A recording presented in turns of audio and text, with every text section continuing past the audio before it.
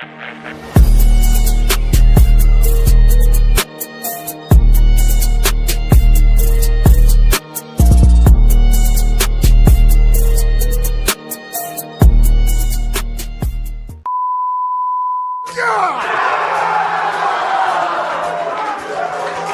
good enough for Detroit, Jay.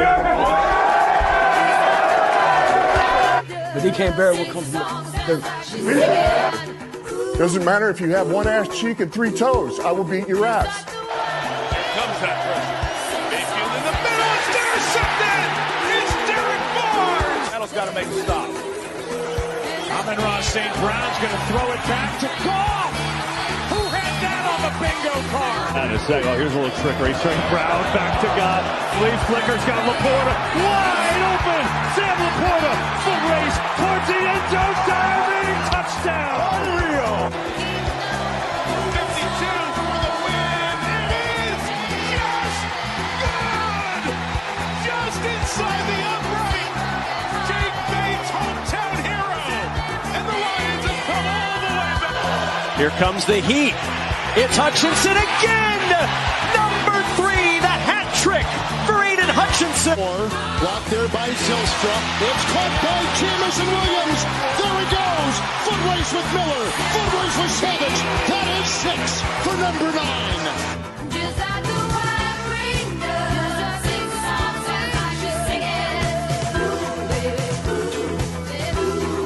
Just like the wine ring does, sing songs and I should sing it. Ooh, baby, ooh.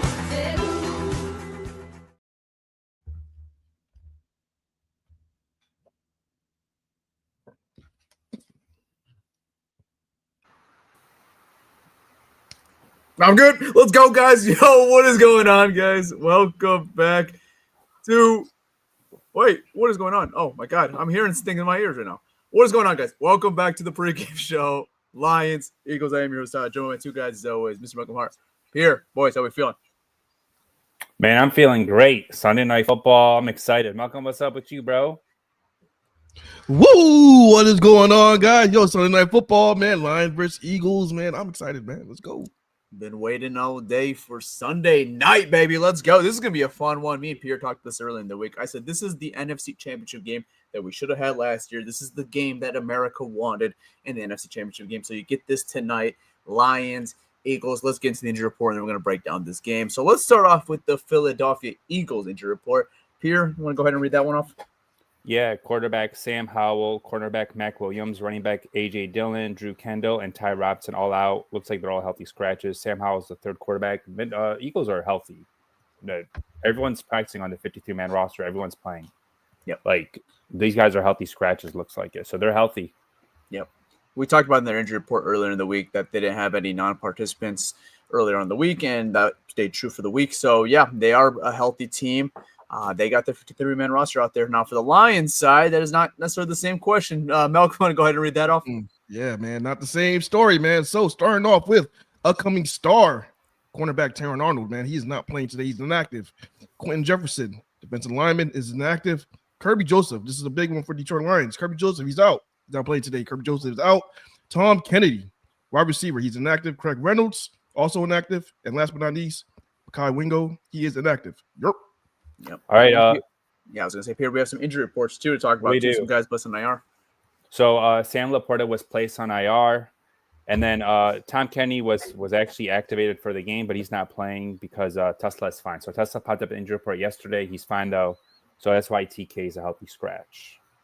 There you go. But yeah, so Sam Laporta will miss at least 4 games. Yeah, that's a bummer, man, because that was a big third down target for a team that's not been great on third down this year. So that is a bummer to lose him for minimum 4 weeks. He popped up in the injury report. I mean, it's a little surprising. I didn't know the severity of it at the time. And obviously it looks like it's more serious than initially thought. But hopefully it's not a season-ending thing and that he could be back at some point during the season and help this Detroit Lions playoff team, because they're going to need him back, for that stretch run in December and hopefully, obviously, in January. Yeah, when they rolled him out, I thought it was going to be 1 week. But then I saw 4. I was like, that's a big blow, man. Mm-hmm. It's a big 1 week. Like, you could, it's whatever. Yeah, you got right, but for 4 weeks hurts because the tight end depth is not all that after Brock Wright. It's just not. Yeah, Yeah, it stinks. So hopefully he could be back soon at some point, and like I said, he could be part of this run. So, all right, let's talk about this Detroit Lions offense, this Philadelphia Eagles defense. Man, I'm really excited, guys. I really am. I think this is such a good matchup on both sides overall in this whole game. Man, there's just so many superstars, two very very talented teams, and honestly, I think two teams that are not playing to their peak levels right now with all the talent that they have on both sides. Obviously, you saw a very dominant game from the Lions offensively this week.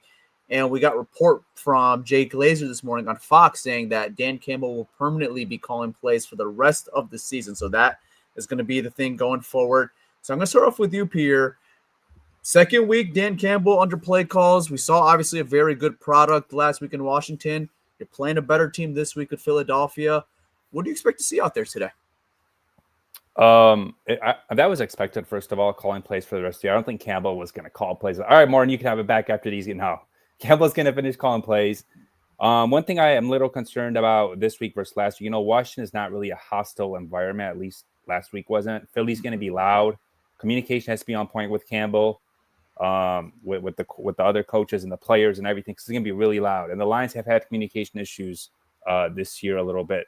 So communication has to be on point, and hopefully they clean that up for this week. Absolutely. The two big losses that you could bring up this year are the Green Bay game, the Minnesota game a couple weeks ago, right? And the two big things that we heard that was a big thing on why those losses led to losses ultimately was communication, right? Offensive line play was not good at all, right? And they were just not in sync with the play calling. And you hope now this week, like you said, hostile environment, now Dan Campbell calling plays, that they get that under right. Because, I said it last week when we played in Washington, something the Lions fans are unbelievably incredibly with is traveling, right? And with the Lions, they don't experience many road games. Today's going to be one of those true road games because Philadelphia doesn't let you take over their stadium. Lions fans are going to be in attendance. You're going to see some Honolulu Blue in Philly today at the Link, but they're not going to let you fully take over. That's just Philadelphia, man. There are some places you can't fully take over, and that's one of them, and that's the Link, Philadelphia.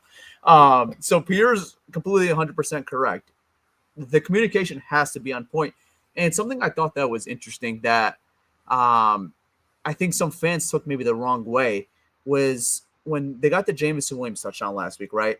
And Fox showed Dan Campbell. It looked like he was getting excited, but we heard from Amon-Ra St. Brown on his podcast earlier this week saying it was more of that he didn't get the full play call off to Jared Goff, and he was more frustrated with himself rather than he thought this play was going to be a touchdown. So a lot of people just assumed that he thought that was a touchdown, but that was not the story. So yeah, Dan Campbell, obviously he's called plays in the past before, but not something that's been obviously in his forte, not in his bag.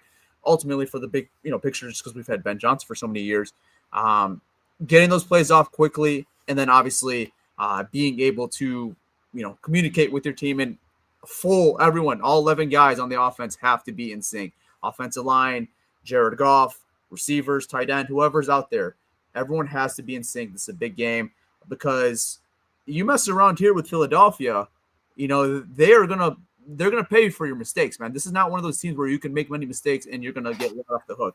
So Detroit has to be on point today, and just being creative on both sides, passing game, running game. We saw a very good balance last week in Washington, so hopefully we can continue to see that balance. But Malcolm, you look at this week, you're playing Philadelphia, good defense.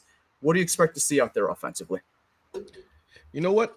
I think the biggest thing right now, man, is, since this is going to be Dan Campbell's second game, is just to see how creative is he going to be, round two of Dan Campbell. You don't want it to be the same thing and have team pick up on it. And now we have another Johnny Morton situation because Johnny Morton, he had the first 2 weeks and he was looking like he was on fire. And then I don't know where tape went out. Everybody kind of knew what he was going to do. And then I don't know where it's like, oh, you're dry. Your offense is dry as shit. What's going on? So, hopefully Dan Campbell keeps this creative momentum and just keep things going and have things different and, keep Philadelphia on their toes, man. Yeah. Pierre, we talked about it a little bit earlier, but Sam Laporta being out there, you mentioned Brock Wright to step into that role, and that's obviously going to be the guy that's going to step up because he's been the second tight end, and he's already had some opportunities, some reps in this offense with Sam Laporta. Who are some other guys you expect to kind of fill in that void, maybe especially on third down, or just in general without Sam Laporta out there for at least 4 weeks? So this might sound crazy, but the Lions brung up Jackson Meeks, and Campbell hinted that he's been practicing at tight end. Wow. Jackson Meeks is a name to watch there. You know, that big wideout they had in camp was playing well in preseason. It's fun, yeah. So maybe we'll see him a little at tight end. I am not sure. Something to watch there. But I think this week, when you look at Philadelphia, they like to play a lot of base. But when teams go in 11 personnel, meaning one tight end and one running back, and 12 would be Lions typically play in 12, but last week they ran a lot of 11. So with Philly they like to be in base, but when teams go in 11, they primarily go to nickel. When you go to nickel, you attack Adoree Jackson in coverage, or you attack Kelly Ringo if he's out there. Whoever, like, you go at those guys. Those are their guys that have struggled this year in coverage. So I think the Lions are going to run a lot of 11 personnel this week. Isaac Tesla and Khalif Raymond are this week's probably like going to replace more Sam Laporta, if that sort of makes sense. Yeah. And then overall, what do you expect him to do offensively? We talked about it on Wednesday in our pregame show. Two pretty shutdown corners with Quinyon Mitchell and Cooper DeJean, but then we mentioned there's an opening there with Adoree Jackson. Do you expect to see the Lions attack that side of the field when he's out there? Yeah, and something with Cooper DeJean, I think he's better in the nickel. When he's on the outside, I still think you could attack him. Sure. I don't think he's like a shutdown corner. Like, I think he's a good corner, but I don't think he's like an elite corner. Mm-hmm. But I would do outside zone, baby. Attack those edges, attack those corners, outside zone all day with Jahmyr Gibbs in this game. You don't want to run in the middle with Jalen Carter and Big Jordan Davis there. You want to attack their edges and their nickels and their corners. That's what I would do. Yeah, you want to avoid the big fuckers, as we like to say, right? That's like and Nolan Smith, smaller edge rusher too. So attack him. Go at them. You have your size. Go at these guys, man. Yeah. They have those two big Georgia boys in the middle. Let's avoid those guys as much as possible. Also, Ajomo is a dog in pass rush. He's really good. So, with me, man, to be honest, we have a lot of weapons. I think that's the good thing with Detroit, that they have so many weapons. And I think missing Laporta may not be that huge of a deal, for the next few weeks as we think it's going to be, because we have so many weapons. And, there's a lot of ball that could go around with these weapons. So I think, even Brock Wright, man, the name you didn't mention, Brock Wright, is a guy who, before Laporta, showed up big with Jared Goff. He had a big connection with Jared Goff. So I think we can see a big game from Brock Wright this game. Brock Wright could come out huge this game as well.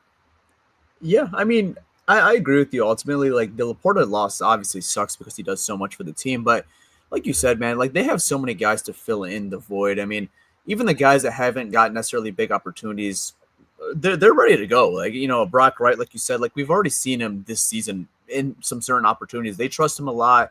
And I don't like, it's obviously a downgrade from Laporta as a starter, but he's still a very good viable option. Now it's, different guys have to step up. Khalif Raymond, Isaac Tesla, like, this is your opportunity now. Let's see what you could do. They drafted you in the third round. Like, let's go. Come on, this is your opportunity. Obviously different position, but what I'm saying? Just like, guys have to fill in that void. And I'm curious to see third down, because that was a big one. Because obviously Amon-Ra is the big one we always looked on third down, but I think Sam Laporta is the number 2 option after him. So who's going to fill in that void? Is it going to be a Brock Wright? Is it going to be a Jameson Williams? It's going to be multiple different guys. That's what I think it'll probably be ultimately everyone, right? There's not going to be one guy or two guys. It's going to be a bunch of guys. So it's going to be interesting to see how they fill in that void. Obviously a big loss, but I think Malcolm hit on the point. I think they have the options to fill in that void and still be completely fine overall as an offense. Yeah. All right. Let's switch gears to the Lions defense now versus this Philadelphia Eagles offense. Obviously, you look at this Eagles offense, you just see superstar after superstar after superstar, and with the great offensive line, Saquon Barkley, A.J. Brown, Devontae Smith, Dallas Goedert, who's been still kicking it. He's still really good. Peter, you look at this Eagles offense, I named those superstars, but they're not playing to their potential. What do you see this Lions defense doing tonight to contain them and not be a problem? So I look at the Eagles offense, and honestly, I don't think they have like one glaring like weakness. Like, fair. I think all with the players, yes, personnel-wise, with the players. Yep. Now, since they switched OCs, Kellen Moore was the OC. Now it's I think Kevin Patullo. I think I said his name. I'm not sure. There's been some issues. They don't really like to throw the ball downfield. They're being more safe. They're limiting turnovers. But when they get into the red zone, Tyler, they're number 1 in red zone offense. Okay. They still got Saquon Barkley. He's not having the year he's having, but dude, he could still pop off. I've watched him. He could still pop off a run. So you miss a tackle, he could take it to the crib, right? Yeah. And look, AJ Brown's not getting the ball, but damn, AJ Brown, Devontae Smith are 2 really good receivers. Dallas Goedert, top 5 tight end in the league, right? So I mean, they're loaded everywhere. But I looked at an interesting stat actually, like a couple days ago. Jalen Hurts is 4th against man in EPA, meaning he's successful, but 30th against zone in EPA. So he's not he's really like not efficient in zone. So I expect Shep to do, like, in terms of coverage, a lot of what they did to Baker Mayfield. They showed man looks, but they disguised it and turned it to zone. They're going to try to confuse him a little bit. And I expect Jalen Hurts to take shots downfield with all the injuries in this sector. I know they haven't done that, but I think this is the week that they'll do it because the Lions are banged up in the secondary. Yeah. I know I heard something about that too. Is like where they play to contain on Baker Mayfield to a certain extent, where they didn't make his legs a big thing, and that's going to be a big thing this week too. Is Jalen Hurts' legs is a big threat, so if you could contain that and not make that a huge issue, is obviously going to be big as well. And also another thing is we know about Philadelphia, right? Tush push. You want to avoid anything short. 3rd and short, 4th and short. Avoid those as much as possible because Philadelphia is one of those teams. If you're in 4th and 1 or you're 3rd and 1. They're pretty damn automatic of getting that first down. They have that play down to bat, whether you like it. 75%. Yeah, whether you like it or not, they have a pretty down to bat to go out there and convert that. So for the Lions, you want to keep them in long situations, 2nd and long, keep them in 3rd and medium. Just keep them out of the 3rd and shorts and the 4th and shorts because Philadelphia has that ability to pick that up. And then I also have another question for you guys. Terron Arnold, who's been a guy who's been really good the last 2 weeks, but obviously, unfortunately, suffered an injury, concussion in that Washington game. He's not going to be out there this Sunday, and that's a loss out there. It looks like they're going to probably lean on Rocky Ya-Sin to go out there. Where's the confidence level out there with Rocky Ya-Sin starting out there tonight? Yeah, he's like a bigger, longer corner, so he actually matches up decently against A.J. Brown, and I'm sure they're going to have safeties over the top. I don't think they're going to leave him one-on-one. Right. So I think it's a solid matchup. Like I'm not like too worried about it. I think Amik probably might shadow Devontae and they'll put Rock on AJ Brown. Maybe they'll do that. That's my guess. Mm-hmm. But sometimes they just stay on their side. So we'll see what they do this week. Yeah, and then you expect Arthur Millette to still play that nickelback spot. Yeah, but I think like they've said they like to play more base. So even Arthur Millette hasn't been playing a lot. They've been playing a lot of base defense. So yeah, right. Since Amik's been more on the outside, it seems like they've gone to more of just the traditional 2 corners. But when they do go into the nickel, it seems like Arthur Millette is the first guy called upon when they want 3 corners out there. So yeah, I mean, more Whiteside though. I think he's played the best out of those 3, Ya-Sin and Millette. Whiteside has made the best out of it. I think he deserves more snaps, to be honest. In his limited opportunity, I feel like the only real game he got opportunity was the Tampa game. Played great. Yeah, I mean, he was phenomenal. Like, I mean, they targeted him 4 or 5 times. I had a whole spiel on him. He became one of my favorite players that night. So I like he was great in that game, but we haven't seen much of him since that game.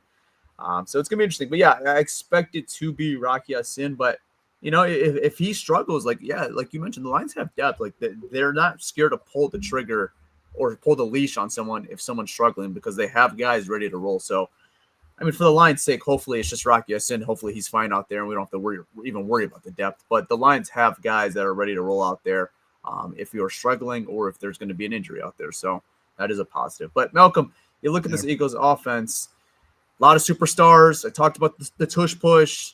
How do you stop these guys?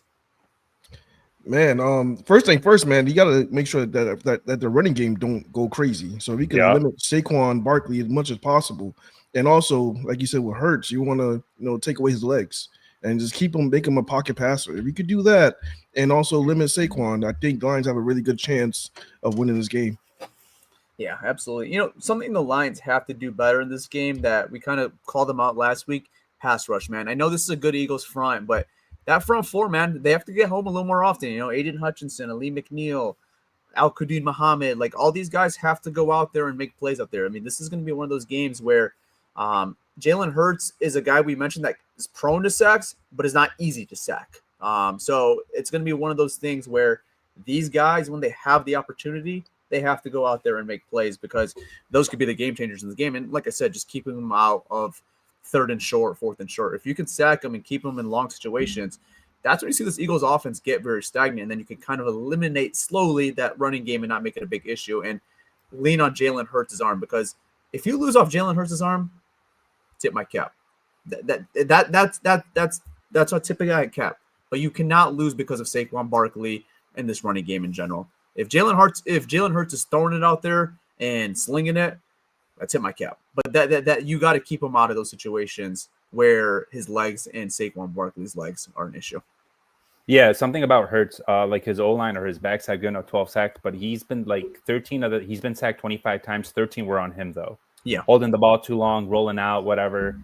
I don't think necessarily the D-line is going to get pressures like they're just going to rush. I think they're playing more contained, but like if he steps out of the pocket or, if he tries to run, some dude will run right at him, like how they did with Lamar, kind of. Right. That's going to be the plan. I think to rush is going to be how they played the Ravens, but the plan in coverage is how they played the Bucks. If that makes sense. Yeah. No, that does make sense. I mean, I agree with that ultimately, right? And when those opportunities come, they just have to make the plays, wrap up on tackles, and don't make them a big Absolutely, factor. yeah. I mean, those guys like Saquon Barkley, like I said, you miss a tackle on him or even Jalen Hurts. Yep. I mean, you don't want those guys to go get in your secondary. It's not good. Yeah. And we even talked about earlier in the week, A.J. Brown, like he's not having the season that he wants statistically, and obviously people are talking about it, but that's one of those guys, man, like you just cannot sleep on him. He could still make a play at any point in this game, so the Lions are obviously going to have to put a lot of focus on him, and Philly wants to get him involved, right? Like he's been animate himself. He's talking about it on social media. He said, if I'm on your fantasy team, get rid of me. So, like, the Eagles want to get him involved. They want to make their star receiver happy, so the Lions got to be ready for him, man. Even though he's not producing to A.J. Brown standards, you still got to be ready for A.J. Brown at any time. Anytime. What the? No, go ahead, guys. I don't know what happened. I don't know what happened just now. Don't click it, though. What the? Whoa. All right. Go ahead. Go ahead, Tyler. Malcolm, just remove this dude. I mean, I can't. I'll figure that out. Let's do predictions and then we can head out of here. Here, I could ban him. Yeah. Okay, but yeah, all right. Let's do predictions. Pierre, you can start off. I believe what's the spread at? 2.5. Still. Yeah, just move that out the way. I'm gonna take it out. But yeah, just talk right now. And yeah. So 2.5. So 2.5 spread. Yeah, I think the Lions win and cover. I have 24-21. I think it's going to be a low-scoring game. I wouldn't be shocked if it goes the other way with Philly. I think it's going to be a close game all the way to the end. I think whoever has the ball last will probably win the game. Yeah. Bold prediction?